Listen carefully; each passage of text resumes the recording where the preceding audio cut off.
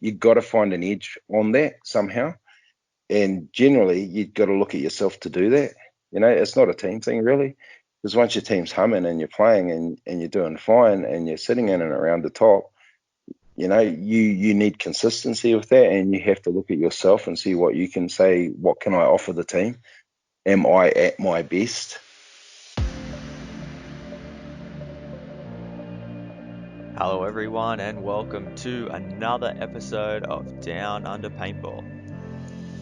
This is now episode 5 and today we're joined by Kane Reid from New Zealand. He brings some amazing insights into the sport. He definitely has a different way of thinking, a different way of viewing the paintball sport. So I think if anyone out there wants to take paintball serious and wants to push their game to the next level, this is someone that you should really be paying attention to. Thanks everyone for tuning in. Hope you enjoy the episode. This is Down Under Paintball.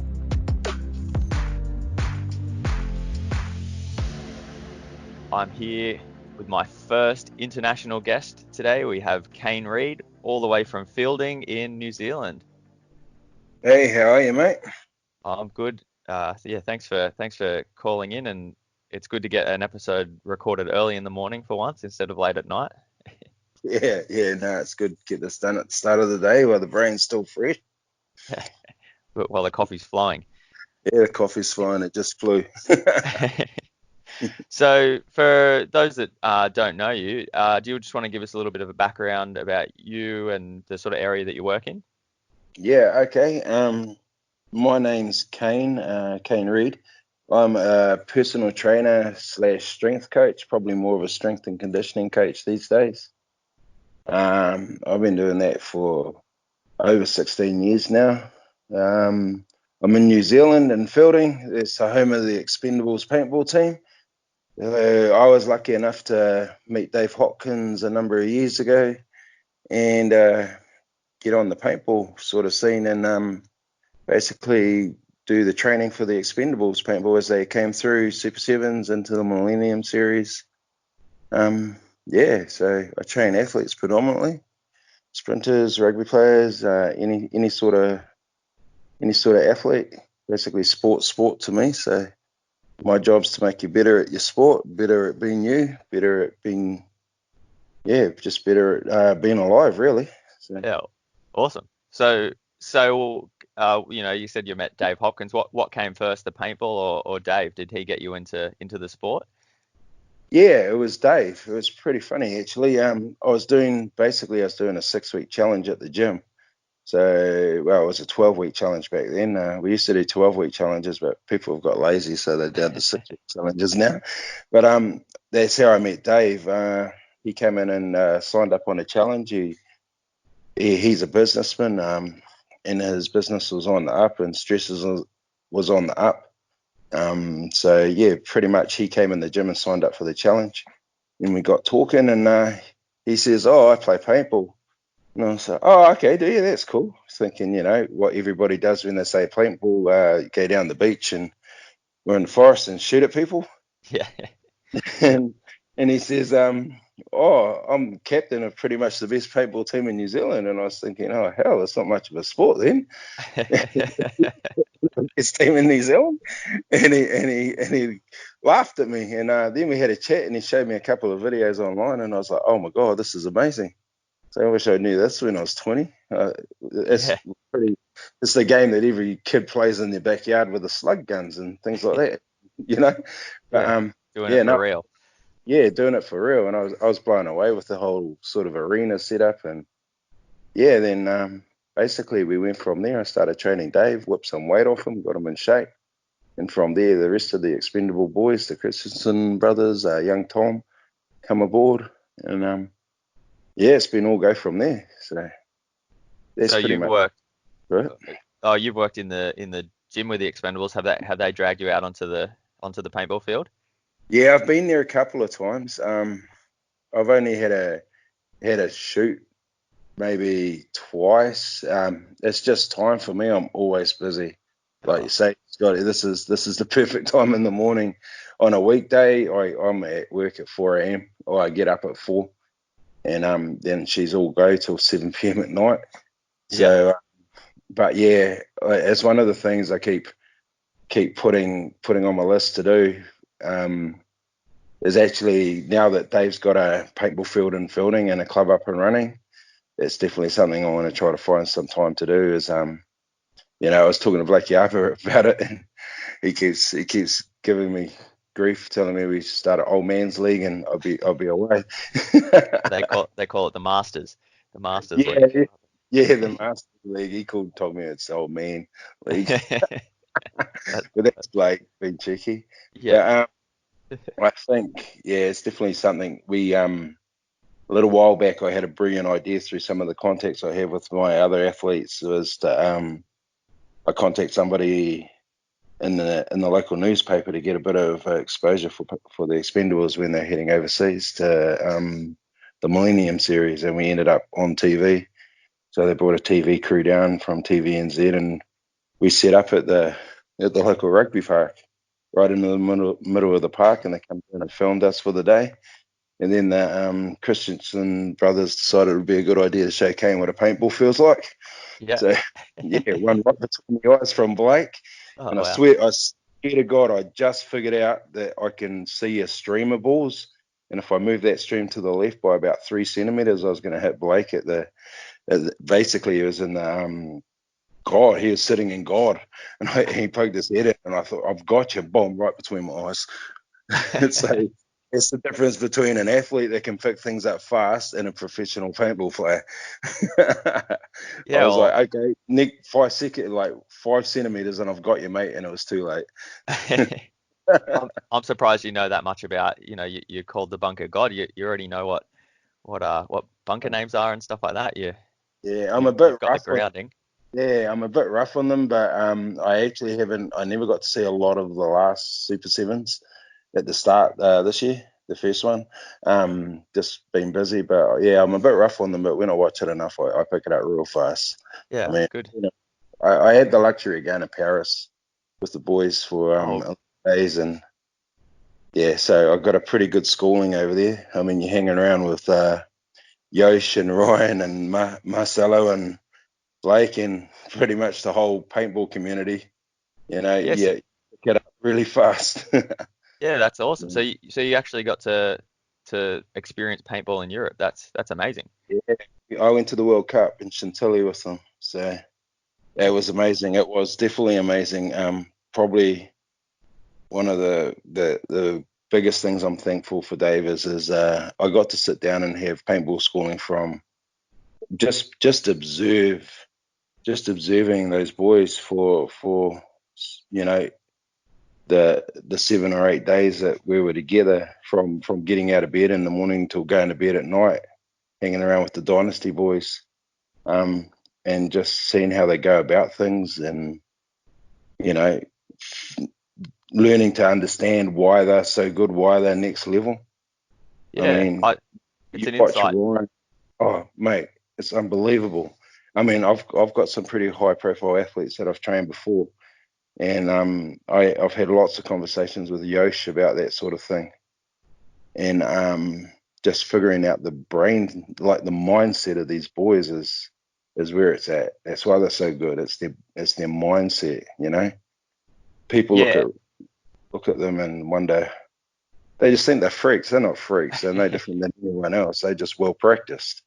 Yeah, You they know. definitely, it's a full-time, for them it's a full-time job. It's something that they it's how they pay their bills, so they need to always be on point and always be trying to get one step ahead of everyone else. Yeah, yeah, exactly. And I mean, when you're hanging around with Ryan and Yosh, especially, you're thinking these two pretty much started the sport. They're the forerunners of modern day paintball, really. Yeah, 100%. That dynasty team that they grew up in is really, Yeah, yeah, that you hit the nail on the head there. They yeah, are the godfathers. yeah. They are. And I mean, I purposely I went online and I had a look at them because Dave was going.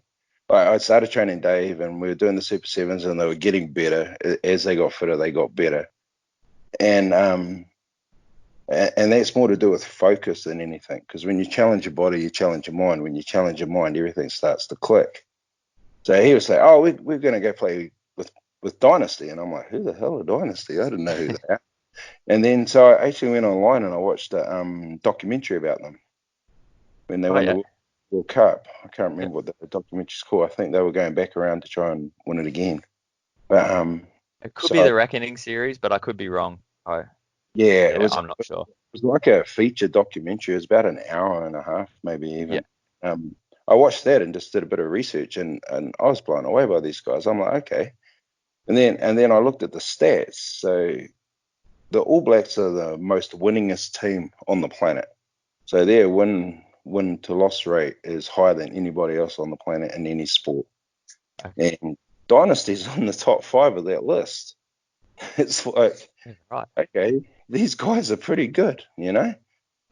And Yeah, and at the top, there's something to be said about, there's teams like that could say that in Australia, or around the world, but they've been at the top level as well, winning, not just at small yeah, local events or something like that. It's always they're at the toughest paintball competition in the world. They're winning.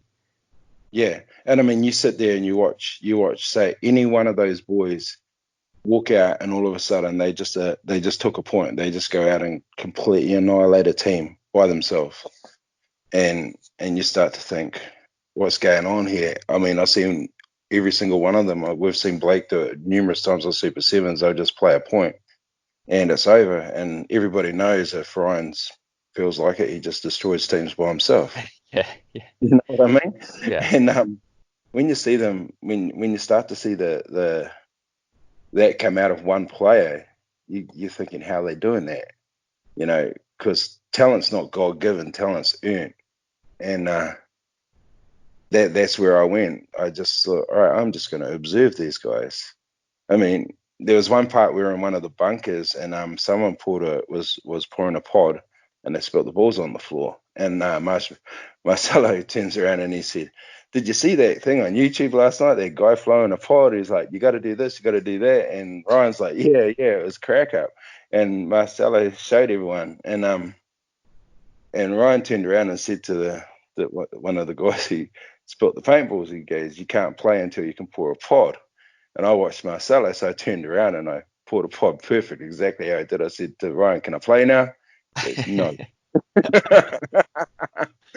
I was like, "Damn." But you yeah. can't help but being competitive around them, you know? You just like being around them, you're amped all the time. And that's probably the biggest thing I learned from those guys was just the way that they go about their day.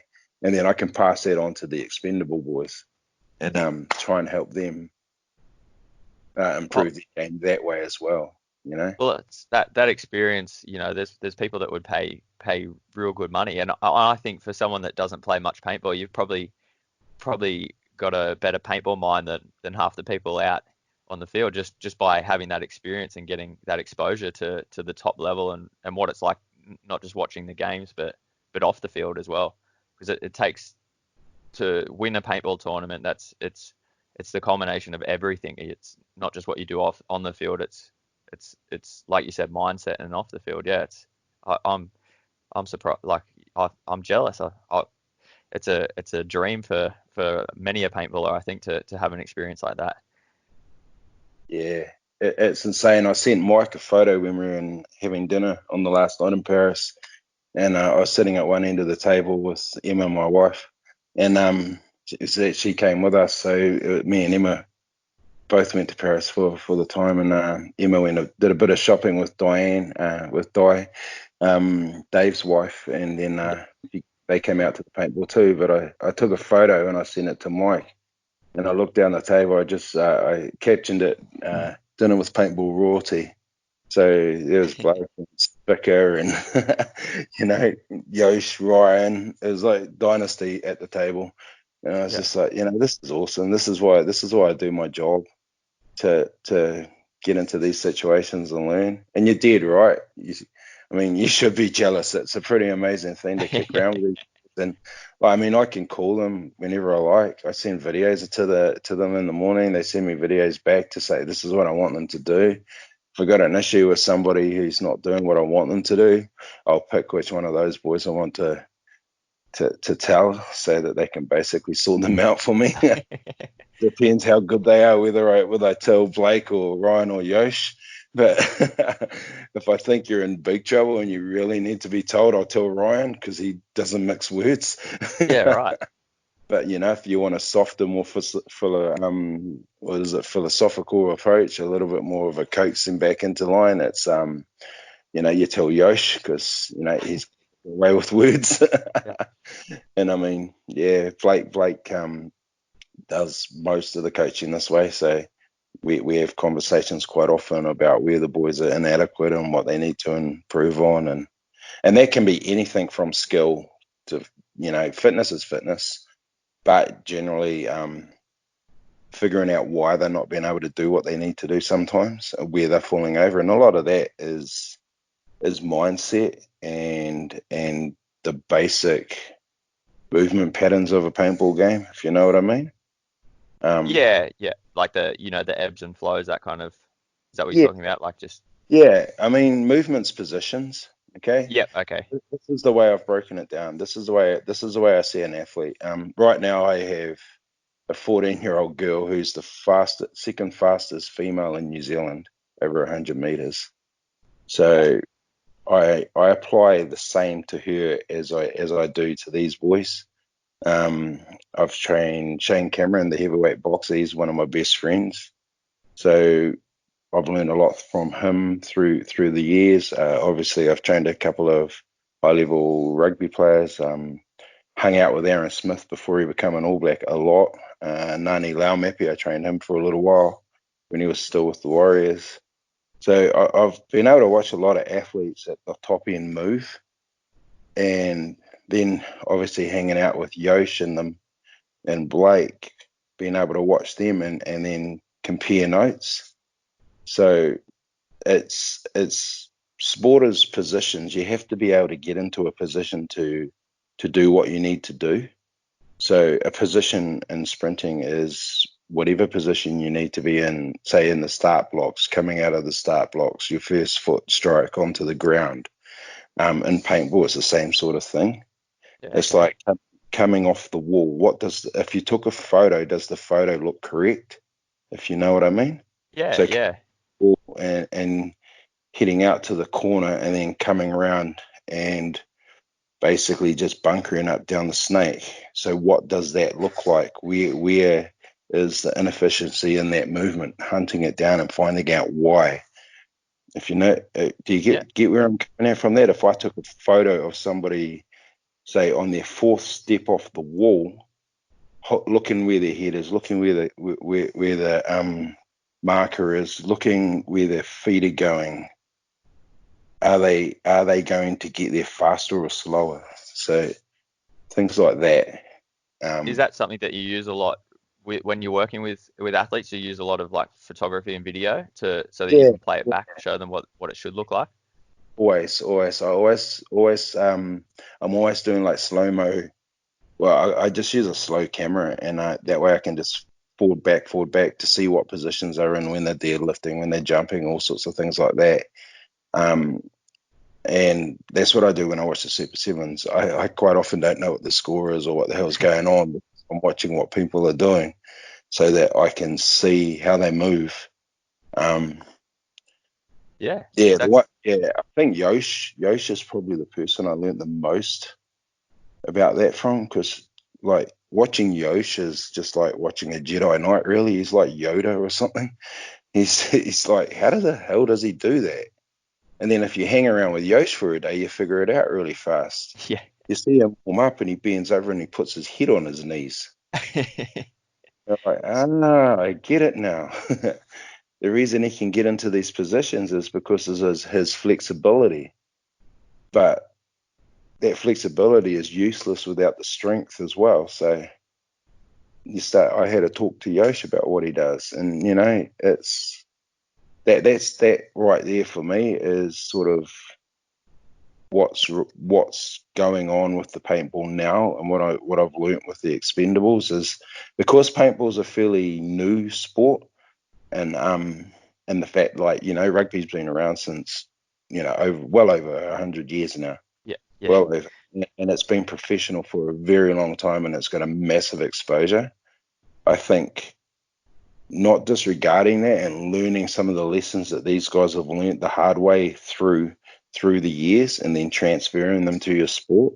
And I think that's what needs to be brought in my perspective, into paintball, like the warming up and the cooling down, and doing your work during the week that's more related to your physical aspect and your mental aspect, and then taking that and putting that into practice with your marker and your team and your drills, and moving on from there.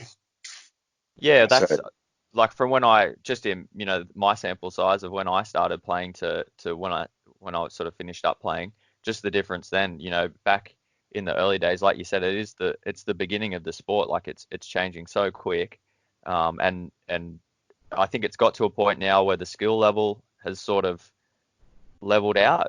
There's not you can't really get many more gains there. Like, but a while ago you could shoot better than the other guy or faster or that kind of stuff. But now everyone's sort of hit a peak there. So I think like what you're saying, it comes down now to what you're doing in between the points, and you've got to find gains elsewhere. So it's yeah, it's exciting to see that this is actually, and that's why I wanted to get you on the podcast, because this to me is the next wave of paintball athletes and what they need to focus on. So it's been great hearing like how you analyze it. Yeah, it was way deeper than I expected you to go into this. This is great. Yeah, you've done a good job here. It's yeah, I love the level of like detail and everything that you've really put into this. It's awesome. You mentioned Yosh, sharing notes with him. Like, was he quite open to sharing with you oh, all his yeah, yeah, findings? those boys are amazing.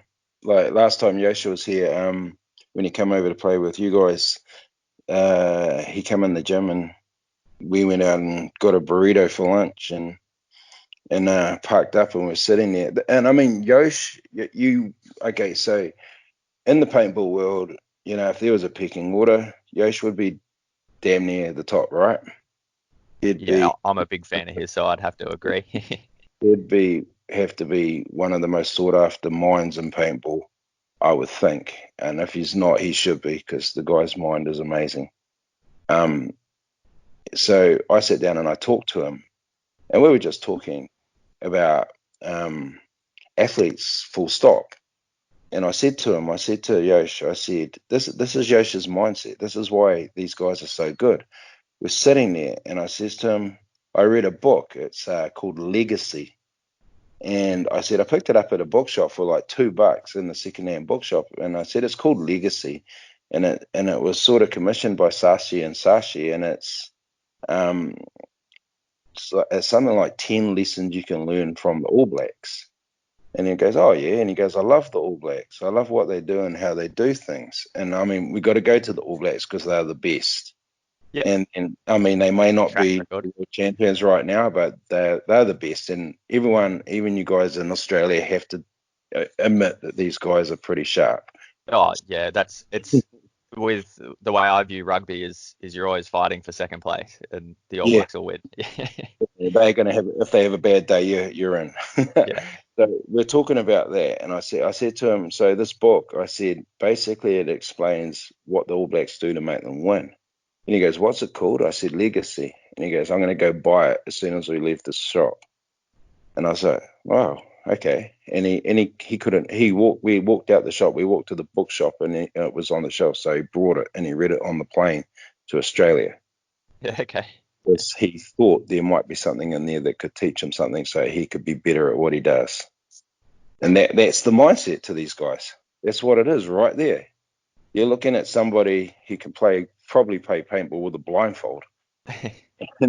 You know what I mean? And listen to Ryan standing behind him telling him where to shoot, and he could probably still hit you. So he was that eager to learn something from somebody with a lesson for him to learn, basically. And that's the thing.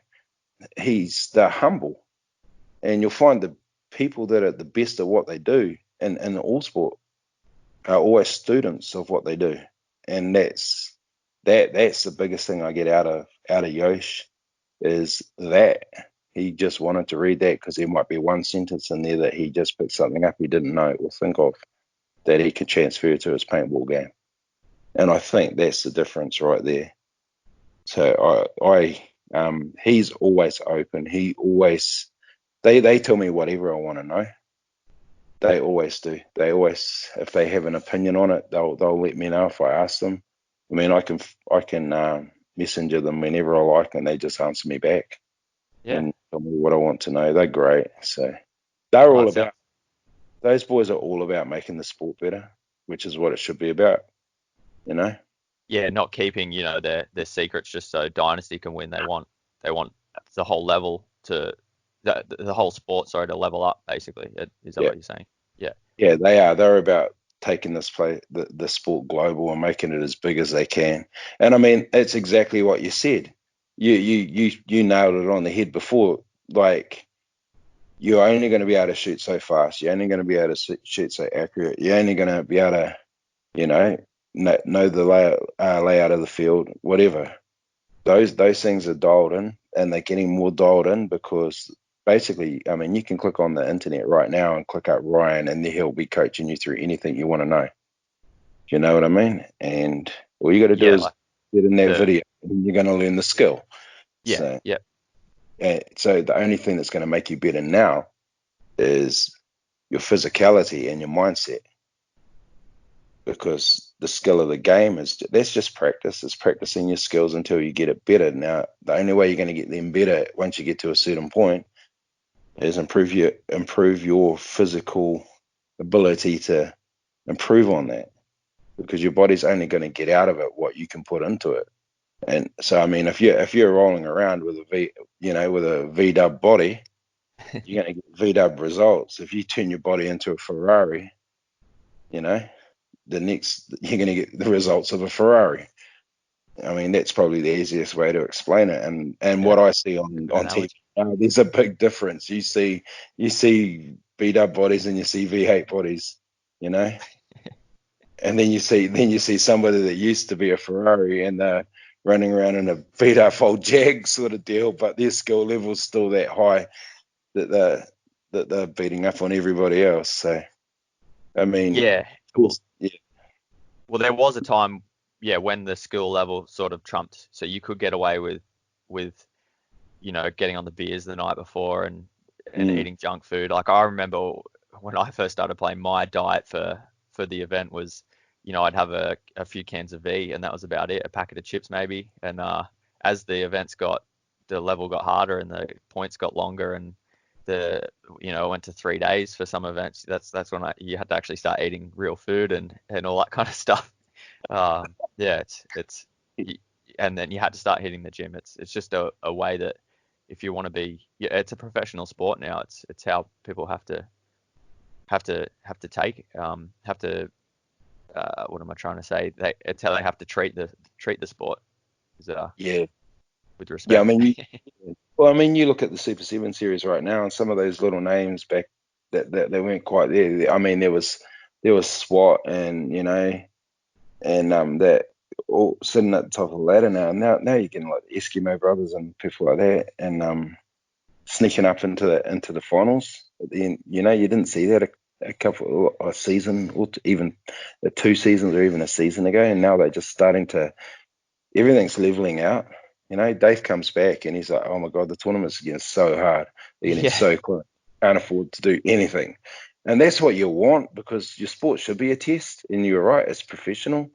And I think you've got to find an edge on that somehow. And generally, you've got to look at yourself to do that. It's not a team thing, really. Because once your team's humming and you're playing and you're doing fine and you're sitting in and around the top, you need consistency with that, and you have to look at yourself and see what you can say. What can I offer the team? Am I at my best? Is this? What can I do more? And generally, that means getting in the gym and taking care of your nutrition. Doing the right thing so that you can squeeze more out of you. So that you have a solid platform to lay the skills down that you do practice on the field. Well, speaking of you said hitting the gym. Speaking of that, like what sort of, if someone at home's listening, they say, well, I want to start doing it. What kind of things should they be looking to get into when they go into the gym? Is it just lifting weights or yeah, what should they Yeah, do? I think with paintball, specifically, or all sport really, you need to get a solid foundation of strength to start with, because everything comes off strength. Probably my favorite mantra is weak things break. Um, it's pretty much what it is. Um, you want to limit you want to limit the risk of injury, and you do that by training in the gym. That's the first and foremost thing that you need to do, is make sure you're not getting injured so that you can keep playing. I mean, like you say, tournaments are long now. They're hard. They're in the heat. They get pretty intense, and the last thing you want to do is have an injury, which puts you off the park. So that limits your team. So you got to build a solid strength foundation to begin with, and even before that, you need to build an aerobic base. So you need to be doing some sort of cardio regular, just to get your aerobic fitness up, so that you're not breathing too heavy. Um, then you need to add a strength base to that, so that you have some power, so you can move fast.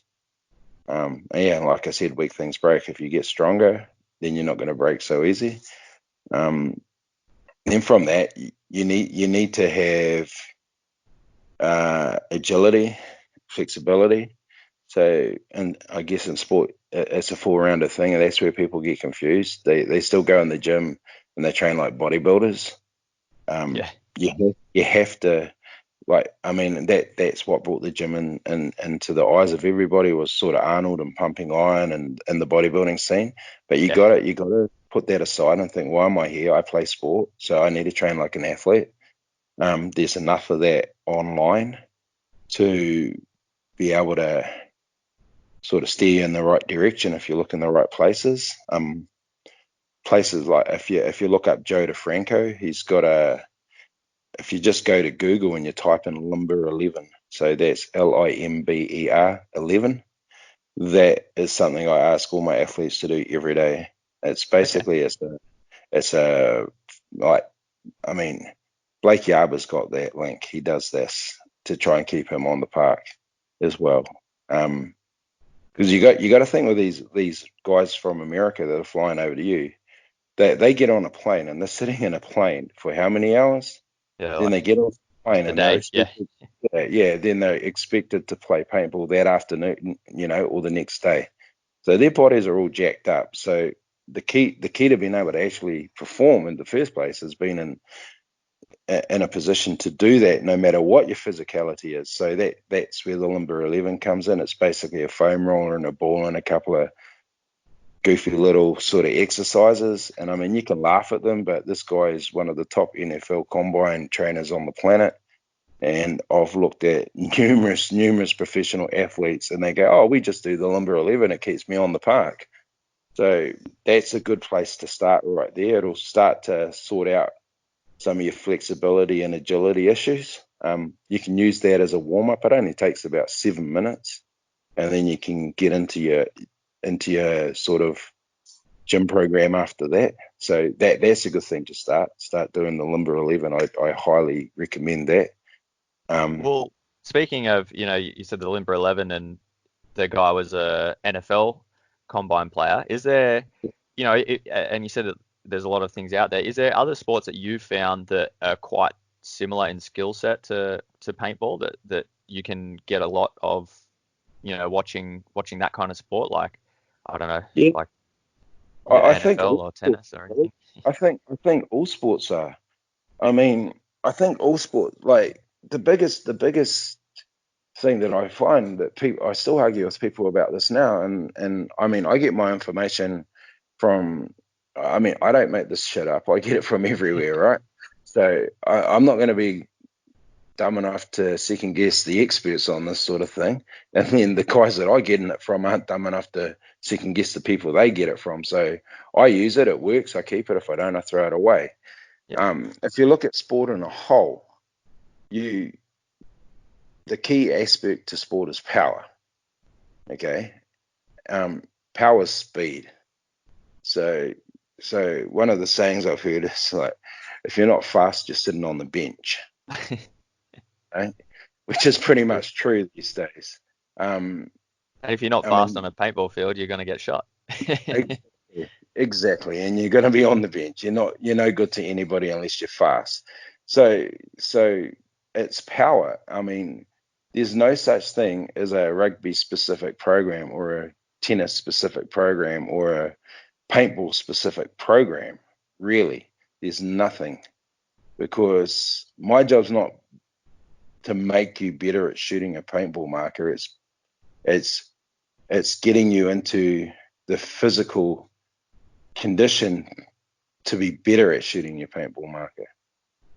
And that's where you can look at all sports. I mean, if you look at, say, George Gregan playing halfback for the Wallabies, I'll talk about that. Not that I like talking about the Australian rugby team too much, but we'll go there. So we'll use George Gregan as an example, standing at the back of the scrum, with his legs apart, hands on the ball. What's he do? He's gonna put his hands on the ball. He's gonna look to where he's gonna pass it. He's gonna fire that ball like a bullet to that person. Probably not quite as fast as Aaron Smith can get it there, but he'll fire it, and then he'll follow the ball. And then he'll go from that one to the next one. He's already picked his path. He knows where he's going. He knows exactly what he's doing. If you stand with the marker on the wall, so that buzzer goes, you're going to turn your head and you're going to go to wherever you've been told to go, wherever your position off the break is. It's exactly the same thing. You know what I mean? No, definitely. Yeah. I never thought about it like that before. It's a good way to put it. Yeah, and I mean, all sports just have different tempos. I mean, you could do the same on a tennis court. You can serve, then you're going to read what's coming at you, then you're going to move to that position. You're going to take your shot, then you're going to move to the next position. So it's all the same, and being able to do that at pace is the key. So, I mean, power's everything in sport, and the only way to get powerful and get faster is to get stronger. I mean, that's been proven time and time again with, like, I was listening to a guy, Dr. Romanoff. He's a sports scientist. He's a really, really old sports scientist. And he was talking about speed, and he's like, the fastest players on the planet train the fastest. And then he says, the strongest players on the planet lift the heaviest. And you're like, oh, wow, shit, it's that easy. It really is. That's all Well, there you go. We can just stop now. It's done. It is, mate. Honestly, you go into the gym, you lift something heavy, and then you put it into practice. It's that easy. And I mean, and sport, you just got to be a little bit clever because you need the conditioning. So, I mean, it's summing it up really quick. You go in the gym, you lift something heavy, you move fast, and you get sweaty and out of breath. You've done your job for the day. I mean, okay. The details inside that need to be tuned up a little bit. That's about as basic as it goes. So, well, I was just going to say, like, we've talked a fair bit about the gym now. We've brought up a couple of times nutrition. Do you have anything to anything to add about that? Like what an athlete should be eating? Yeah, basically with food, you're only as good as what you eat. I mean, you can eat McDonald's and go to the gym, and you're still going to have a crappy performance. So, you need to get a decent sleep for a start, because that's the foundation of everything. So nutrition, gym work, everything starts with sleep. If you don't sleep, you're going to be behind the eight ball right away. Then the nutrition's probably second on the list. You'd start with sleep at the bottom, and then that's your foundation. Then you go to nutrition. So nutrition's pretty easy. Pretty much, if it smiles or used to have a face, you can eat it. If it grows in a garden or on a tree, you can eat it. If it's a single ingredient food source, you can eat it. So that would mean buying cashew nuts, not dry roasted salted cashew nuts. Okay. Things like that. So basically nutrition's pretty simple. It's that. I think you just need to stay away from processed and packaged food. Like human beings as a whole, we've got a pretty good sense on how to fuck things up, to be honest. I mean, we touch People in something, we labs. wreck it. Yeah, I mean, we touch something, we tend to wreck it. So the more closer to the way it was originally grown, or the better. So I think in New Zealand we're definitely lucky because you can still walk into the supermarket and buy butchered meat that was only sort of been hung on out the back of the butcher shop sort of a week ago. Yeah. The meat's still pretty fresh. I'm not sure what it's like in Australia, but It depends if closer to the city. The cities are getting bigger, but I'm a little bit further out near action, like near the paintball field. So we're semi-rural here still. So yeah, same. I've got cows at the end of my street. So Oh, nice. I know where they end up. I'll tell you a funny thing. Blake was here one time, and I says to Yarber, I says, "Oh, we'll go for a walk." And cause Em's works as a cleaner, and she was up cleaning some guy's house, and they're right on the outskirts of town, up in the hill. And Fielding's not a big place, so we decided to go for a stroll. I thought I'd just show him Fielding, and he was right into it, being out of the city. We walked, and we got to where we're going, and he could see a paddock at the end of the road.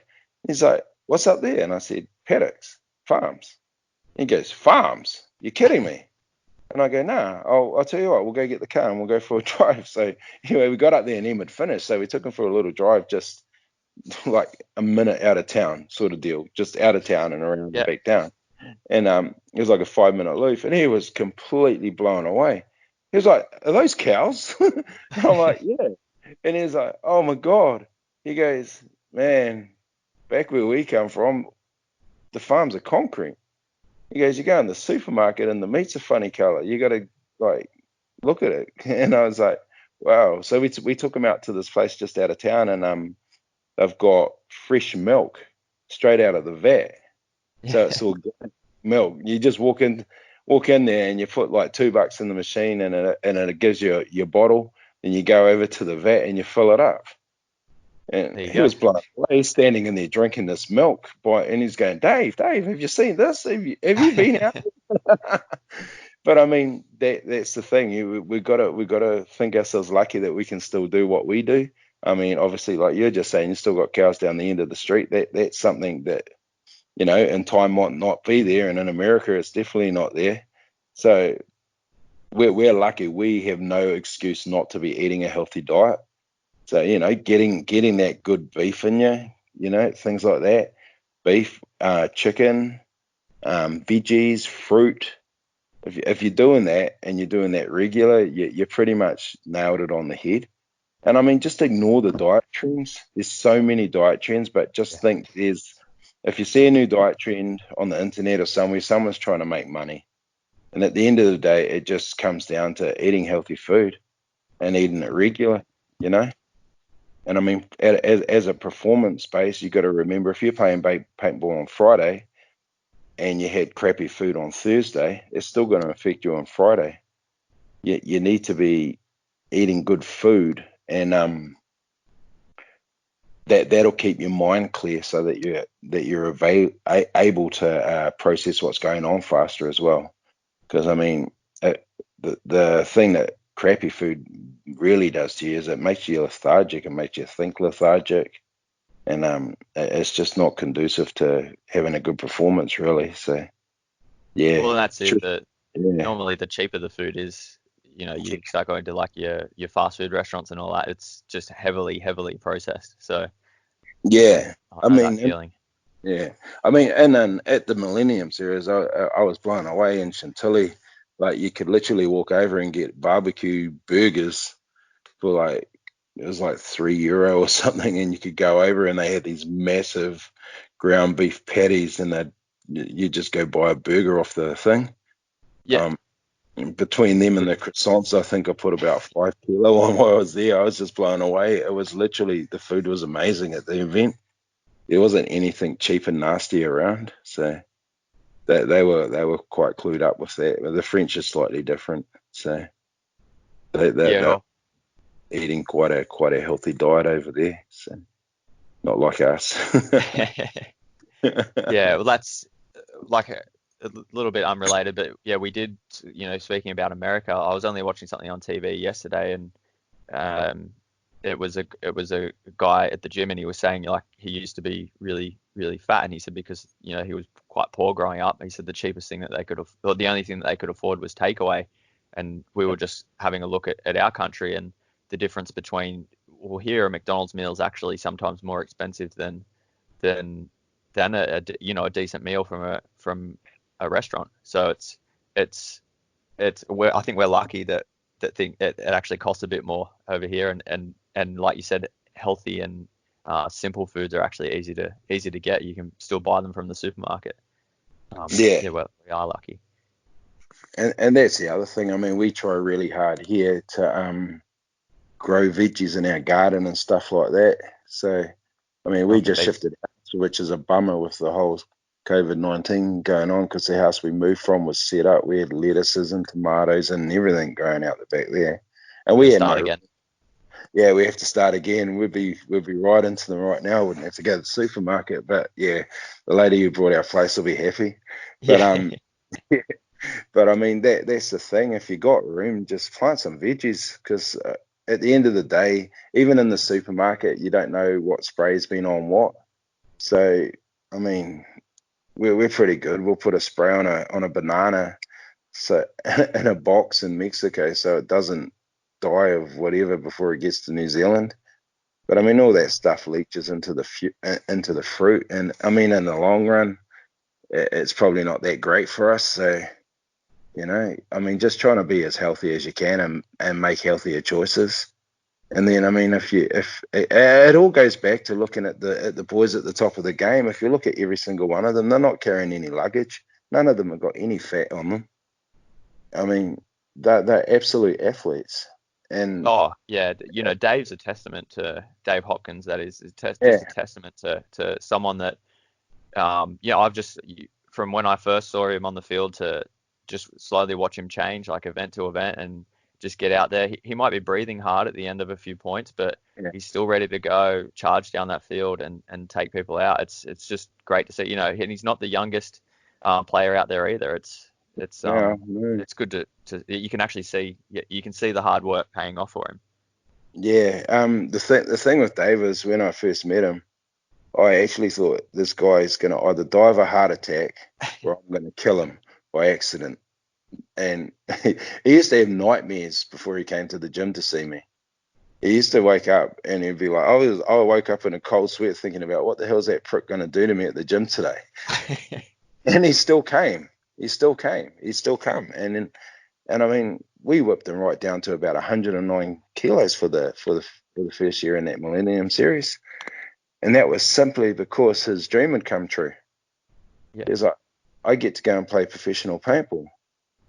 And I mean, they worked their ass off to get that Oh, they've opportunity. done something that no one from this region's ever done before. I know. That people have done it individually, but I've never seen a whole team go over, and yeah, they had the help of the Dynasty guys, but Yeah, I think that they did it off their own backs, 100%. yeah. I mean, that comes down, if you know Ryan, like I know Ryan, you know Ryan, and if Ryan thinks you ain't worth it, he won't give you the time of day. He's not going to waste his time. He'll be polite to you, but he's not Yeah. going to waste his time helping you if you don't want, if you can't be helped. He's not. You actually have to earn the respect of these boys for them to help you. I mean, they're not just going to help nobody. They're not just going to come and help anybody. You have to put in the work. And I mean, Dave puts in the work. I mean, that year he was getting off the plane from wherever they played. It could be London. He'd be off the plane at God knows what time at night. He was still at the gym the next morning. He did not care. He was training, and he would be at the gym the next morning. I mean, just recently, his fitness and his conditioning's probably slipped a little, but that's just because business is flowing for him over here. He works hard at business. He works hard in the gym. He works hard at paintball. I mean, I don't know if people realize what he actually has to do each day. I mean, he runs a very, very successful company. I mean, when I met him, he was driving in a steamer van. Now he drives an Audi R8, and that's not coincident. That's his hard work. And he bought a paddock, and he practically went out and rolled the paddock himself, put in the poles himself, put the nets up himself, got the scoreboard up, cleared all the trees. He didn't hire anyone to do it. He went out there and did it all himself. And the reason he did it is he wants paintball to go. He wants it to go off. He's trying to make it bigger. He's offering clinics to the kids in the town. He's having groups coming in from around the area to do sort of like a corporate sessions and things like that. And the guy's like crazy busy. And all he does is breathe paintball. He works and he breathes paintball. I'm pretty sure he only works so he can play paintball. Yeah, it is an expensive sport, and I always have so much respect for anyone that has, the I guess balls, for a better word, to go out and put their own money into a field, like something that could just disappear overnight, for other people to come and enjoy. It's such a good thing. Any paintball field owner anywhere, I think, is just, they've done so much more for the sport than any player has. They've just that big step, giving somewhere where we can go and enjoy what we love. Because without fields, I know New Zealand's a little bit different. You guys, the laws are slightly more relaxed, but here you can't pick up a gun unless you're at a paintball field. Yeah. So while we're on that sort of subject, I'd just like to get, as an outsider of the sport, someone that didn't really come through the playing ranks, what's your sort of perspective of paintball, and was it easy for you to understand at first? Yeah, it was. I was lucky. I was watching you guys straight off the bat. So, I think my first ever thing he showed me was a Super Sevens series game, and I was just like, whoa, and you guys make it easy. You make it easy to understand. I think your cameras are amazing. Watching the boys when they went to the Millennium Series for the first time. And what was that? The NXL or something back then? I can't remember. Yeah, I think NXL Europe, I think it is. Yeah, that's what it was. Europe. Yeah, NXL Europe. Your guys' cameras were far easier to watch the game. I mean, okay. They were. That's from my perspective. I found the game a lot more boring to watch over there, simply because the camera angles weren't great. You guys do a really, really good job with the camera angles, and I think that makes it easy to watch and easy to understand. And you're always pointing stuff out, which I think is the key, because I mean, it's all good to have 5,000 more people watching the event that day online, but you want those 5,000 people to come back, and the only way they're going to come back is if you educate them on the feed. And you guys do a pretty good job of doing that, because I mean, they'll just watch it and then they'll be like, I can't understand this because the game happens fast. And I think what you are doing is great, because I think it's like, for me, it's preferred viewing. I love watching it. Cool. And that's not just because I know a lot of the players, but I just enjoy I enjoy the combat, if you know what I mean. I love watching it too. I'm glad that I have that opportunity now where I can sit back and watch. You can watch the games unfold, and you get a good storyline almost out of each game and each point. Yeah, and I mean, when the pressure's on, you get down to the 3-second points and stuff, and you know what's going to happen. You're like, okay, these guys they have to come forward. There's no two ways about it. This is going to be really exciting, because when that happens, anything can happen. If you come forward and your first few balls hit the mark, you can take that point if you're clever.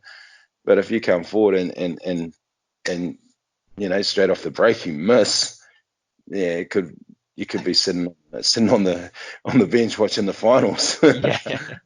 Well, that's it. Yeah, training in the first place, where they conditioned enough to sort of step up to that thing. But I mean, I think it's amazing. I just love watching it. I think you guys do a really, really good job. I think your guys' footage is better than most. So Oh, thanks. yeah, Thanks very much. cool. And it's, Yeah, I was Mike. sort of spoiled. Oh, sorry. I was just gonna say Mike's doing a really, really good job of that. It's outstanding. Yeah, So Mike and Adam, while yeah, we're here, I'll just say, yeah, massive thanks to those guys. They poured a lot into that stream, and it's good that it's, as someone that grew up just down the road from action, I sort of was a bit spoiled.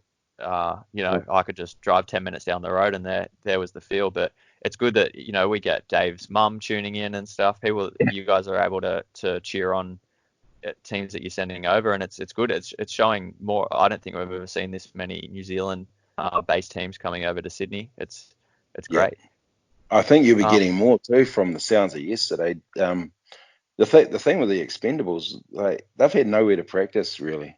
A lot of the times they come in over to play in the Super Sevens off a weekend training with Blake, pretty much. And that like yeah, they have to go to a paintball field that's sort of out in the Wops and off to the side over on the way to Palmy. And the guy over there is not always agreeable with them all the time.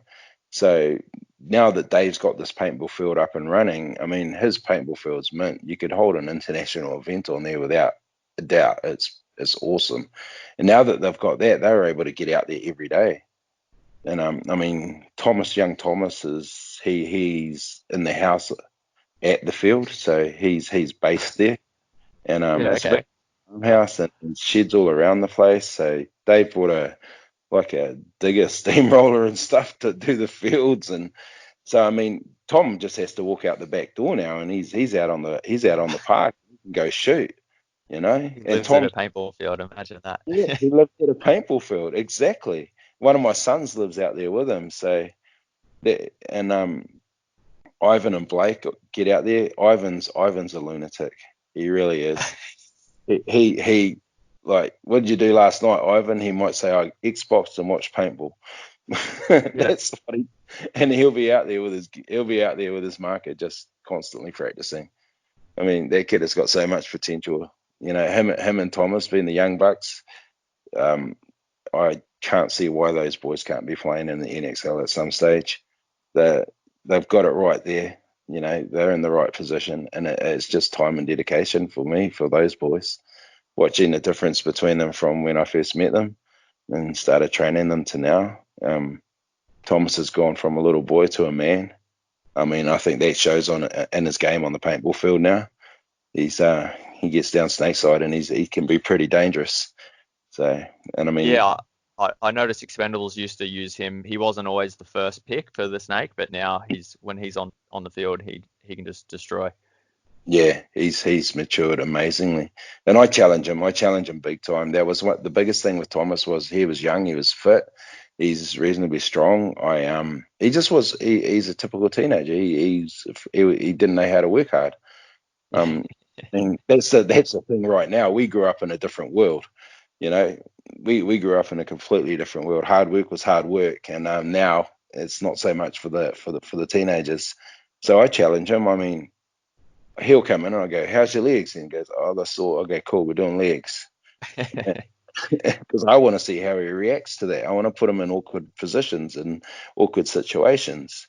And I mean, we get a 30-degree day in here. We got air conditioning in the gym. I'm straight out in the sun. I'm like, yeah, and he's like, "It's too hot out there." I'm like, "Yeah, but how hot is it when you get to Aussie?" Yeah, Yeah, true. Yeah. Yeah, it is pretty muggy over here sometimes. It's a different heat than you yeah, guys. New yeah. Zealand's, you're lucky. And I mean, if it's pissing down with rain, you play paintball in the rain. Well, yeah, you do sometimes. Get out in the rain, and Yeah. that just steals his mind, and that's where his game started to improve. It's making his mind stronger, so he gets into situations that he used to freak out at. Now he doesn't. And I mean, he used to panic when Ryan would serve, give him a serve. Now he doesn't. He knows better. He knows Ryan's just trying to improve his game. And in the middle of a paintball field, if Ryan's yelling at you, you need to listen and you need to do what he tells you to do instead of panicking and going, "Oh my God, Ryan's yelling at me." So these are the small differences that he gets out of the gym. It's he's already physically quite quite good. I have to work on his flexibility a bit and his strength a bit, so we do that. But it's strengthening his mind is the one with him. Whereas Ivan's completely different. Ivan's blood's got paint in it. He's fanatical, which is great because he's the driver. He's the driver. Let's go and train. Let's go and train. Let's go and train.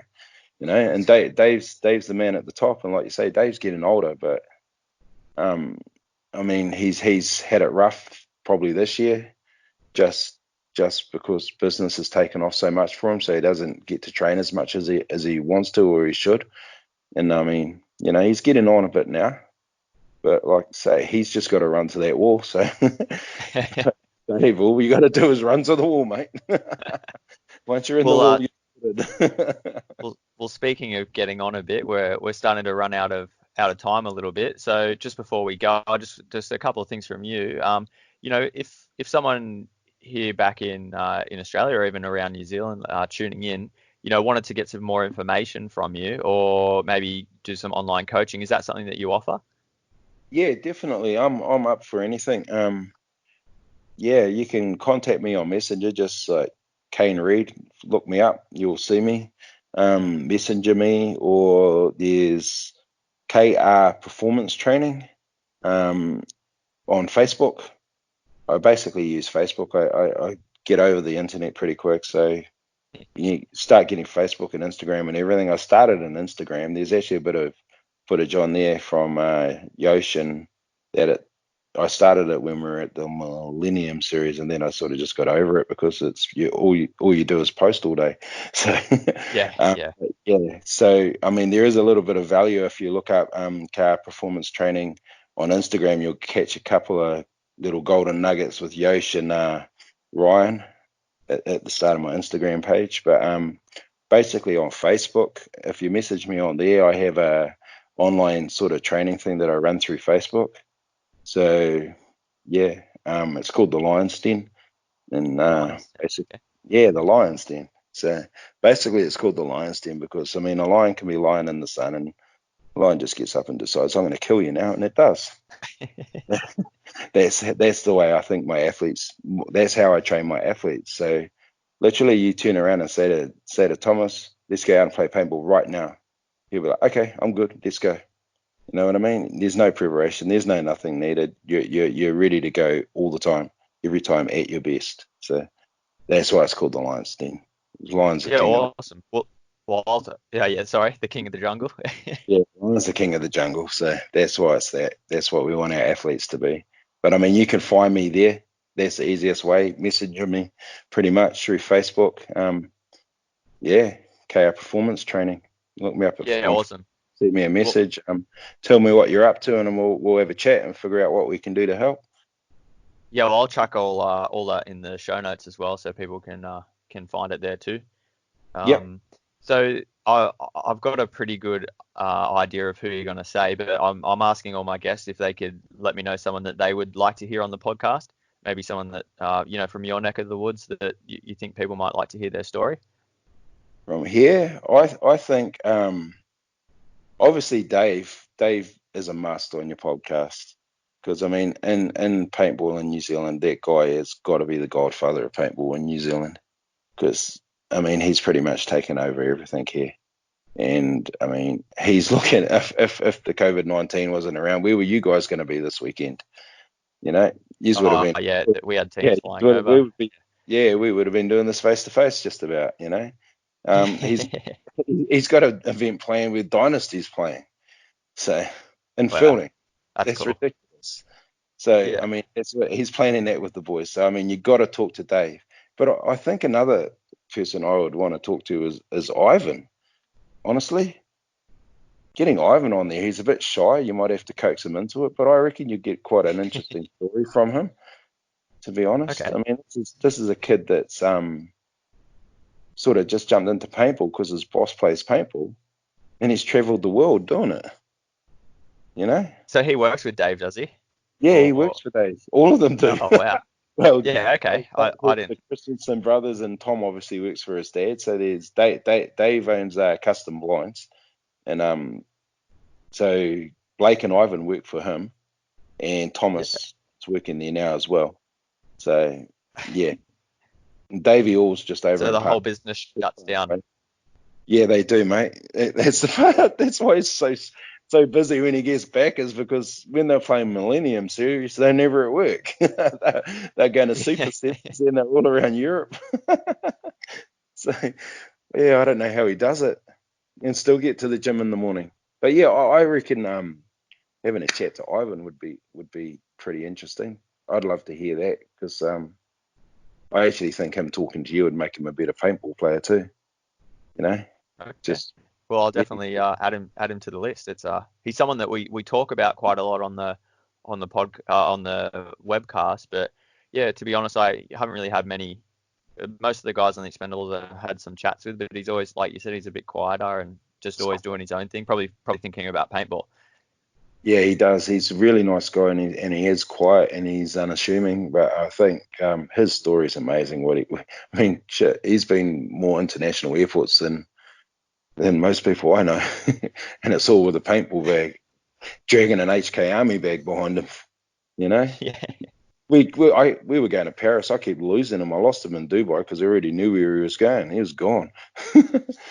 So, and I mean, there's a little boy from Felding, got a job at Custom Lines, and he's travelled the world. You know, so I Yeah, think he, what a story. I don't think many people have done that. he The will be able to best job inspire. in the world. I know, mate. It's crazy. It's crazy. I mean, he's on the cusp as well. It's his decision whether he wants to go even further right now. So I mean, I'm pretty sure if he gave Blake a call, he'd be in Mexico playing paintball or whatever when all the airways are open and stuff. It wouldn't take much for him to kick off to the next level. So, but Well, yeah, I'd say after this episode airs, Dave Hopkins might have some job applications coming his way. I would say so. I said to him, you need to get a PA, mate. You're working too hard. But, yeah, I think yeah, Dave is definitely the man for sure. I'm thankful that I get to train him just because he's a good guy and what I've learned and what I've known. I'm talking to you. I'm on a podcast. I love podcasts. So talking to you, and that's all because of Dave and his dedication to a sport. And he wants to be the best, and he's starting to realize that he's getting on a bit. Every year he tells me I'm not playing Super Sevens, I'm not playing Millennium. And yep, okay, Dave, cool, because he can't put his marker down. Well, I guess he has found, other outlets to give back to the sport, and that's another reason why I'm part of me doing this podcast is same thing, just trying to bring everyone together and oh, I'm losing my voice and put just put these stories out there. So Yeah, thanks a lot, Kane, for giving up your time and coming on and giving your insights about, what for someone that's an outside perspective, you put a lot more thought than I think a lot of players have probably into the sport. So thanks for taking the time and chatting with us. that's the message here, though. I mean, just on a last note, I think everybody needs to look at the sport and realize it is a professional sport, so treat it that way. It's not just, if you're playing in the professional league in Super Sevens now, you're playing with some of the best players on the planet. So you need to pinch yourself and realize the opportunity that you have that a lot of other people haven't got, and make the most of it. Don't just take it as a joke. Like, actually get in and do some training. Look at these guys online and see what they do behind the scenes. And that's how paintball will grow. You know, that's what I think anyway. Yeah, awesome. No, it's some profound words. It's yeah, you've I wish I was still playing. I think I would have probably had about 100 things that I could take away from you from this episode to go and work on. So yeah, Oh, thanks so much. anytime, mate. You know where I am. Awesome. Well, thanks. Yeah, thanks a lot for stopping by, and it's always good to see you dropping in and tuning in on the webcast as well. So I'm sure after all this virus issues have gone and paintball kicks off again over here, we'll be able to see you tuning in again. Well, that's it. Bigger and stronger. And that's the thing. If you're in isolation, mate, you don't have to shoot your paintball. Just get your marker and practice quick draws and things like that. Practice getting into positions. I've watched videos of Blake doing it in his hallway. The guy's crazy. I've seen him rolling through, like sliding through his kitchen with his paint. So, I mean, that's what these guys do. So, I mean, if you have to get into the 14-day isolation or whatever, hey, you just got an opportunity to practice. So, do it. Do some push-ups. Do some squats or something. So, yeah, go at it. All right. Never time to relax. It's good. Plenty of time for that when we're all dead, which might be soon. So you might as well enjoy it. All right, well, we might leave it there. Thanks All righty. so much, Kane, for tuning in and chatting to us. I'll speak to you soon. Okay, thanks, mate. See you later. Thanks once again to Kane for calling in and joining us on the show. My first international guest means a lot, and also trying to bring a different perspective for everyone out there. Someone else that enjoys the sport, not as a player, but someone on the outside. So I hope you guys got a lot from that interview.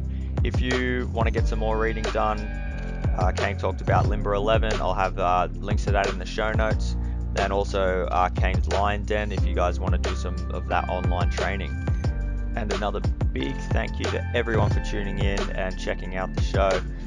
Once again, I'm blown away by the amount of support, the comments. It just means so much to me. So thank you guys. Keep that coming.